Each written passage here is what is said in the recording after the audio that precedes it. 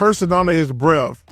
And I asked him, I said, Larry, what's going on with you? He says, you guys are being disrespectful to me. And I says, what are you talking about? He says, you guys are putting a white guy on me. That's disrespectful. So he went right to that corner, and I'm up on him, I'm under him, and he said, young fella, what did I tell you I was going to do?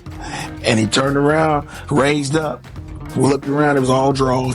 And I said, shit, I ain't going to mess with you no more. In the preseason? Yes. Why would the NBA put 4 times in the preseason? They made a lot of money. They made a lot of money. And if you recall, in the 70s, the NBA was going through an image. I throw it up, Bird sneaks in. I didn't even see him. That joker caught the ball, and in my mind, I'm like, okay, he going out of bounds. That dude did this, like a ballerina. Right? Who is the biggest shit talker that you ever ran into in your... Larry Bird. It is Larry Bird. Yeah. Larry Bird would say to me, we walk out and you ever see him on a layup line, it looks like he doesn't talk. He was like, I'm giving you 30. And you look around like, what? You're getting 30 today. You probably have heard many insane Larry Bird game plays and heroics. But what if I told you Larry Bird wasn't just dropping threes? He was dropping bodies with the coldest revenge plots in NBA history. Bird is a psychologically assassin. In what way, though, man? You say that how? He said, who's guarding me? As we come out of timeout, I says, Craig Elo. He says, why you got that white boy on me? Don't put no white boy on me. And I get in, Chuck Daly has me starting one time, and Larry looks around and goes, what's up, Sal? I said, nah. He goes, you on me? I said, yeah, I got size on you right now. I've been watching every movie. He goes, y'all not double teaming? First of all, he had a basketball IQ off the chart. Yeah. He had very few weaknesses, and he can beat you in anyway, be the passing, scoring, rebounding. He just knew how to play. Very smart player.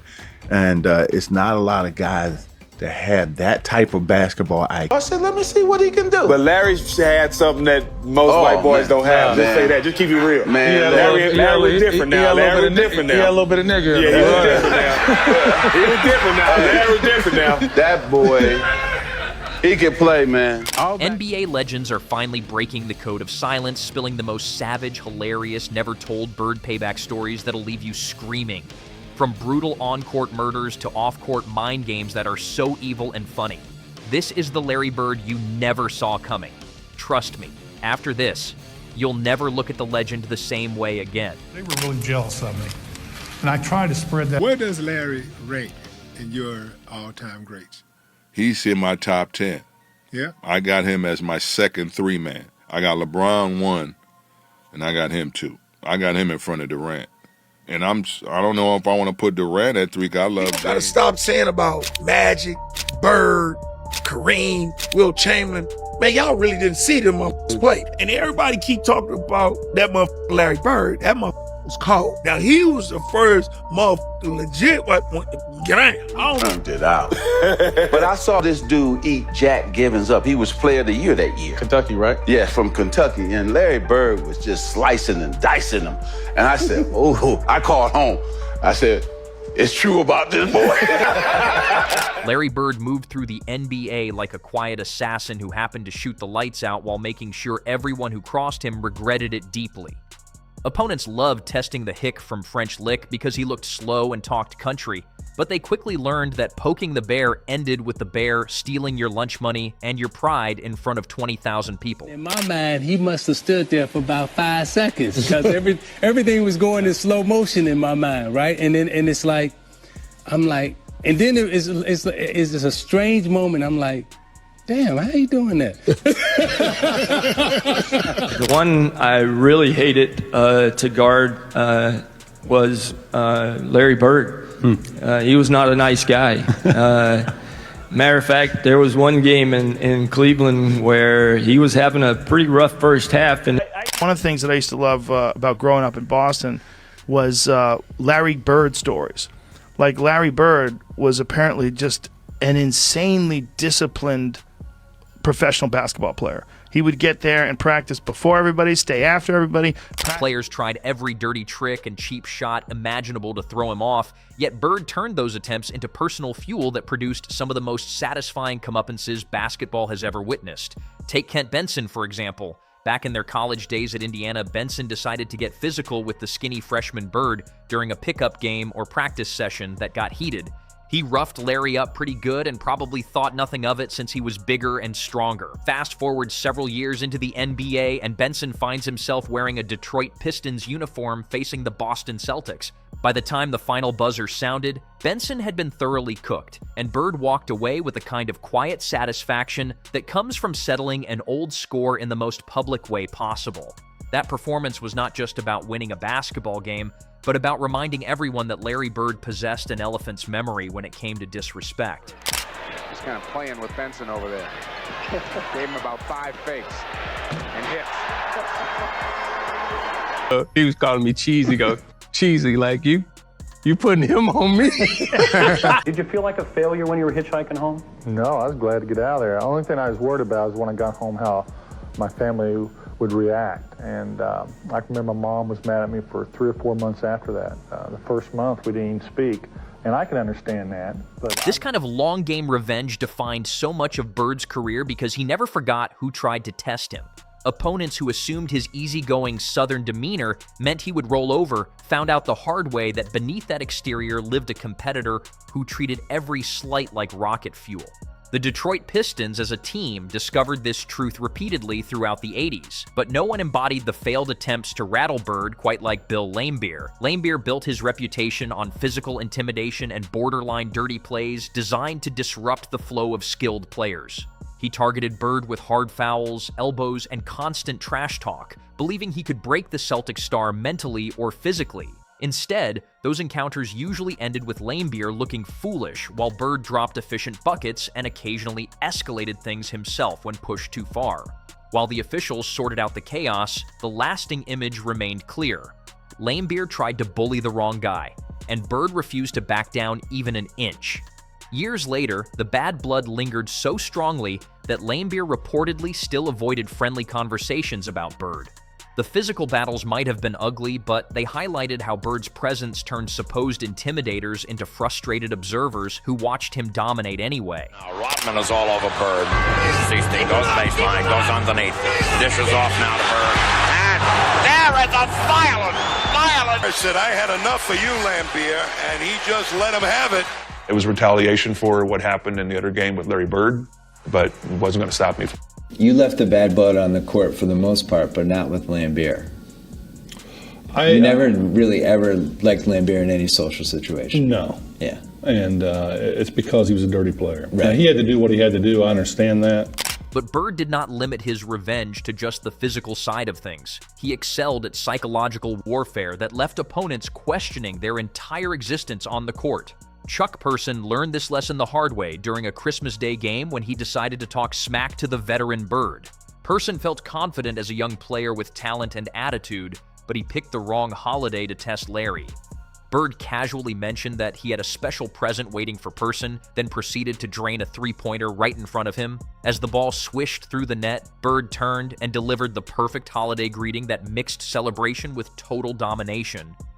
The moment became legendary because it captured Bird's ability to back up every word with immediate action that embarrassed the challenger publicly. He never screamed or made dramatic scenes like some players. Instead, he delivered surgical strikes that combined skill, timing, and just enough verbal seasoning to make the medicine go down extra bitter for the recipient. For me in the summer, he mows my yard. So I see him every day. You know, for Chuck, I'd be averaging about 12 points a game over my career. So I have a lot of respect for Chuck, but he a lot of times reminds me of my little brother. I want to beat him as bad as I possibly can every time out. Dominique Wilkins experienced this treatment during one of the most memorable scoring explosions in Celtics history. Wilkins represented the new breed of athletic scorer who could fly through the air and dazzle crowds with highlight reel plays. Bird respected the talent, but viewed him as just another guy who needed to be put in his place when the Hawks faced Boston. During that game in 1985 or so, Bird caught absolute fire and began calling his shots out loud while draining them one after another. He would announce where the ball was going next, whether off the glass or from a specific spot on the floor, then execute with ridiculous precision. That performance was not random hot shooting. It was calculated domination designed to show Wilkins and everyone else who the real boss was on the court that night. He's just getting into the game. And so the first play of the game, I'm guarding him because we play the same position. And he says, I don't know why they got you guarding me, Holmes, and he shoots a three. Now, I wasn't mad he made the three. I said, but did this son of a gun just call me Holmes? Bird was having an okay game up until the fourth quarter. Kevin Willis came over and said, Neek, don't let him score tonight. And Bird standing next to him, I'm looking at Kevin, what are you doing? You know, his Bird eyes got like this big. Bird's revenge often extended beyond individual players to entire teams that thought they could slow him down with dirty tactics or superior athleticism. The Pistons' bad boys era specialized in trying to wear down the Celtics through constant physical punishment, yet Bird and his teammates found ways to overcome it and claim victory after victory. Those series produced some of the most intense basketball ever played, with Bird absorbing hits that would have sent lesser players to the bench for good. But Bird kept rising up and knocking down shots while occasionally reminding them verbally that their best efforts were not good enough. The Celtics' success against that physical style proved that mental toughness and skill could overcome brute force, and Bird served as the primary example of that truth. And he really got taken down very hard, and of course Bird is very upset at Lambier and has been for a long time. Yeah, he was, and he was always in shape, and he hated Bill Lambier. So when you got a guy that hates somebody, he's playing for entire. Even Reggie Miller encountered Bird's special brand of welcome to the league treatment during his early days as a sharpshooting guard. Miller tried talking trash while Bird lined up free throws, thinking the rookie move might distract the veteran. Bird simply stopped, turned around, and asked who the heck Miller thought he was with complete disdain. The moment deflated Miller's confidence instantly because it highlighted the massive gap in status and accomplishment between them at that point. Bird then proceeded to make the free throws and likely added a few more buckets while Miller processed the reality that trash talk required actual credentials to work against someone like Larry. That interaction taught Miller valuable lessons about respect and timing that he carried forward in his own career, though getting humbled by Bird remained a memorable low point for the young Pacer. He then went out and won the contest without even removing his warm-up jacket in one of the most iconic displays of pure confidence the NBA has ever seen. That victory was not just about collecting another trophy. It served as a statement to every shooter who thought they could dethrone the king that their time had not yet arrived. Bird turned what could have been a friendly competition into another chapter of his ongoing mission to remind the league who set the standard. He knew how to prepare himself. He knew how many shots he'd take after practice, how many free throws. He knew before games how he was going to warm up. And he did it the right way. I've been in the league for a long time, and he might be the only guy, or maybe another one, that really prepared himself to play great. Not just I patterned my whole game how I wanted to play and approach after this man. Yeah. So I got like weird looks because it was Larry Bird this and Larry Bird that. So when you talk about imitating shots, especially when you could play in any era, generation, and dominate. Same with Magic, Michael. It doesn't matter. You could plug them in the 60s and you could plug them in today's game and they would be just as dominant. People say Shaq wouldn't be as dominant. Bird's ability to predict and then execute plays reached almost supernatural levels during his hottest games, which made his revenge even sweeter for those unfortunate enough to guard him. He would tell teammates to give him the ball because he had a particular defender in the torture chamber, then proceed to embarrass that player with a variety of moves that showcased his complete offensive arsenal. Fadeaways, drives, step-back jumpers, and no-look passes all came out when Bird locked onto a target. Opponents who tried to jaw at him or play overly physical defense often found themselves on the receiving end of these masterclasses that left them exhausted and defeated. The psychological toll proved just as damaging as the points because Bird made sure they knew he was doing it on purpose rather than simply having a lucky night. The trash talk was so effective because it combined truth with ridicule in perfect measure. Daly could not really argue since Bird was indeed wide open and torching the defense at will. Moments like that showed how Bird controlled games not just with his skills, but with his ability to manipulate the emotions and strategies of everyone involved. He turned defensive lapses into public embarrassments that forced coaches to scramble while their players suffered the consequences. I don't know what you got for Christmas, but I know what I'm going to give you. What I'm going to do is I'm going to take you on this block. I'm going to dribble 2 times, and then I'm going to pull up in your face, and the neck going to say, shoo, and then that'll be your Christmas present for me. I was like, whoa. His revenge stories gained extra layers when considering how his playing style contributed to the humiliation. He moved with deceptive quickness despite his relatively slow appearance, possessed incredible court vision that allowed him to find open teammates or exploit defensive rotations, and shot with such accuracy that contested looks became automatic points. Opponents who focused too much on stopping his drives left him open for threes, while those who crowded the perimeter got beaten off the dribble. This versatility made him nearly impossible to guard one-on-one, which amplified the frustration for players who tried to match up against him physically or verbally. They would talk smack, foul hard, or try psychological games, only to watch Bird respond with efficient scoring and assists that dismantled their team's entire game plan. Bird never let Magic or the Showtime Lakers forget that the Celtics could match their flair with substance and toughness. Those final series produced legendary moments where Bird delivered clutch performances that silenced Los Angeles crowds and reminded everyone why Boston fans considered him their savior. The look in his eyes that he was a beaten man that day. So if my thoughts in my head, my other teammates were talking, doing their own thing, I'm just watching him. I said, suffer, baby, suffer. It's respect. This ain't nothing bad. So I said, let me see what he can do. But Larry's had something that most white boys don't have. Just say that. Just keep it real. Man, Larry was different now. Larry was different now. He had a little bit of nigga. Yeah, he was different now. He was different now. Larry was different now. Through all this, Bird's impact extended beyond the court because his approach to competition influenced how future generations viewed mental toughness and payback in sports. Young players who grew up watching him learned that confidence backed by skill created an unbeatable combination. They saw how he handled adversity and turned it into an advantage rather than letting it affect his performance. The stories of his revenge became part of NBA folklore passed down through locker rooms and highlight videos, inspiring athletes to develop their own competitive edges while understanding the importance of respecting the game and its established stars. Throughout his career, Bird maintained that perfect balance between being a fierce competitor who demanded excellence and a teammate who lifted everyone around him. His revenge was never petty or mean-spirited in a way that crossed into unsportsmanlike territory. The tale of Larry Bird's untold revenge stories reveals a player who mastered every aspect of the game, including the mental warfare that separated good competitors from all-time greats. Players who tried to piss him off through physicality, trash talk, or underestimation discovered that such tactics only motivated him to greater heights. Larry Bird is white. Right. He said, I'm going to go over here, and I'm going to get in the corner. Dennis Johnson going to pass it to me, and I'm going to hit the last second shot, and it's over. I told Joe Wood, I said, hey, man, listen, the ball is going to Larry Bird. Everybody. I go, nah, it's just me, fella. He goes, mouse in the house. Mouse in the house, and they change the play, and he catches the ball, he does this, and he shoots it. He says, Sal, you better ask for a double team, bro.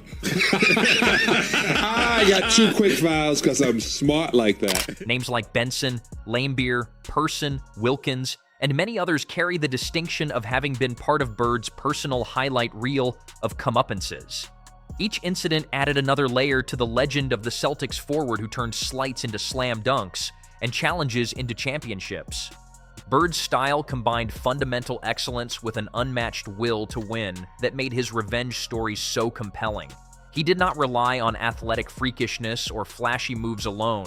Instead, he used intelligence, preparation, and an incredible feel for the game to exploit weaknesses that others missed. When opponents fouled him hard, he made his free throws at a high clip.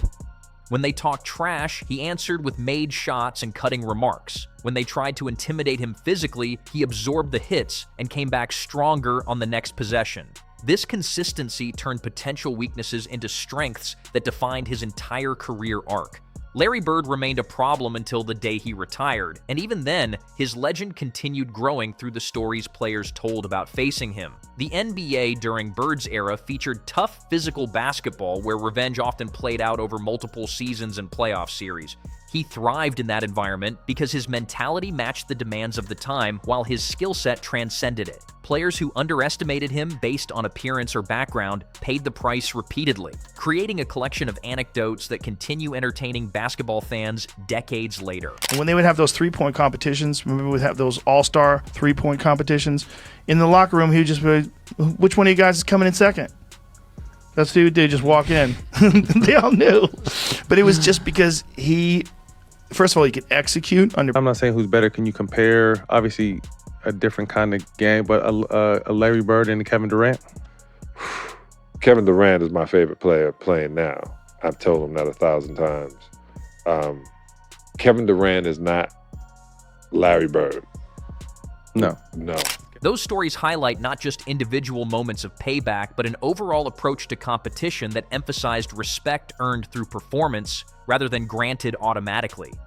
Bird's revenge manifested in subtle ways too, such as the way he would dominate a matchup after a previous loss or controversial call that went against his team. He carried those experiences into the next encounter with heightened focus that translated into exceptional play. Teammates learned to recognize when Larry had that extra edge and fed off it themselves. The Celtics became a unit that opponents feared because crossing one member, particularly Bird, meant facing the wrath of the entire group. This collective mentality amplified the impact of his personal revenge stories and contributed to the franchise's success throughout the decade. That legacy continues inspiring new generations of competitors who seek to emulate not just his shooting ability, but his unmatched mental approach to the game and its rivalries. Bird proved time and again that the sweetest victories came after opponents gave him every reason to want them more. He delivered those victories with style, skill, and a sarcastic edge that made the medicine go down extra smooth for those watching from the sidelines. Not at all. You don't taunt guys once in a while, or like you're just like looking for that mental edge kind of once in a while. No, I practice too much, look for a mental edge. I've heard some other players say I talk a lot, but if I do, I don't hear myself. School you. So I'm walking to the huddle, and as I come back out of the huddle, right? We try to take the ball out of bounds or whatever. Larry walks by and he goes, Wow. winks at me. Bird carried that same relentless drive into matchups against rising stars who arrived in the league thinking they could outshine the established veterans through pure athletic gifts. Clyde Drexler stepped onto the court as a young trailblazer with springs in his legs and dreams of becoming the next big thing. Yet Bird treated him like just another name on a list of players who needed a reality check. In one early encounter, Drexler tried matching Bird's intensity, only to watch the Celtics forward dissect the defense with precise passes and timely shots that left Portland's perimeter players chasing shadows. Bird exploited every defensive rotation and made sure Drexler understood that flashy dunks meant little when fundamentals and basketball IQ ruled the day. Those games highlighted how Bird turned youthful confidence into valuable lessons about patience and positioning, all while piling up efficient numbers that frustrated faster opponents who relied heavily on speed.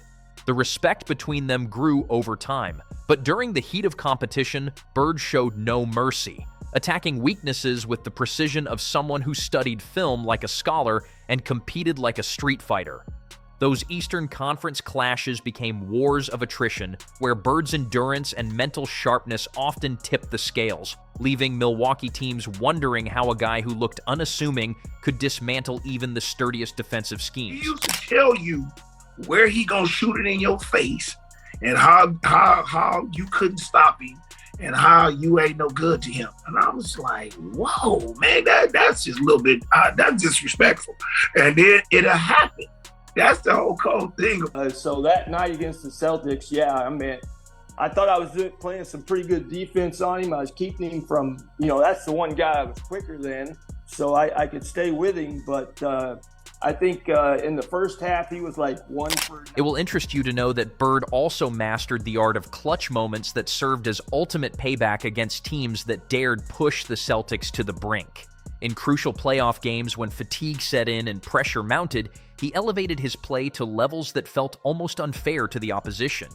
He would scan the floor, recognize double teams forming, and deliver perfect no-look passes to open teammates or rise for contested jumpers that found the bottom of the net with alarming consistency. Opponents who celebrated early leads or talked about closing out series prematurely learned that Bird thrived on proving doubters wrong in the most dramatic fashion possible.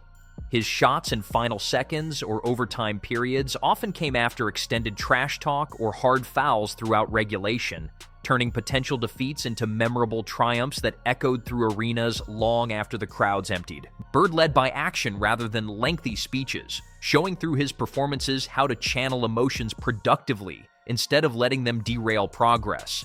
Teammates like Kevin McHale and Robert Parrish fed off that energy, creating a front court trio that combined skill with toughness in ways few franchises could match. Who guarded me? Larry used to always call me cheesy, right? He's like, cheesy, who guarded me? And I was like, I got Kelly, I got Lamb, I got Benson. He's like, you ain't got no brothers? Disrespecting me. That's right. They used to say Larry Bird was slow. And I used to say, who, where? And they used to go like, oh, he's so slow. And I go, what game are you watching? I just played against him. He went by me. You know what I'm saying? And they used to be like, but so watch the highlights now of Larry Bird. His influence reached practice sessions where intense competitions often previewed the revenge he would later serve in real games. Bird approached every drill with serious intent, challenging reserves and stars alike to bring their best while he delivered his own brand of motivation through competitive fire. Stories from those closed-door workouts describe players leaving the floor exhausted but sharper, having absorbed lessons about attention to detail and mental preparation that translated directly to game situations. Opponents who faced the Celtics after such practices often commented on how prepared and unified Boston appeared, unaware that much of that edge stemmed from Bird's insistence on excellence in every setting. He punished those overeager defenders by drawing fouls at key times or setting up easy baskets that exposed their aggressive tactics as counterproductive. This ability to adapt on the fly made him a nightmare for coaching staffs who spent hours devising schemes only to watch Bird counter them with simple yet effective counters rooted in superior reading of the game. The best guy I played against might have been, Larry Bird. Someone like that. How good was Michael Bird? Jordan. I don't think people don't look at him and think, he's a white guy, slow guy. The chubby white guy, he wore us out. When you're arrogant and you can back it up, you're not arrogant, you're just good. And Larry was good.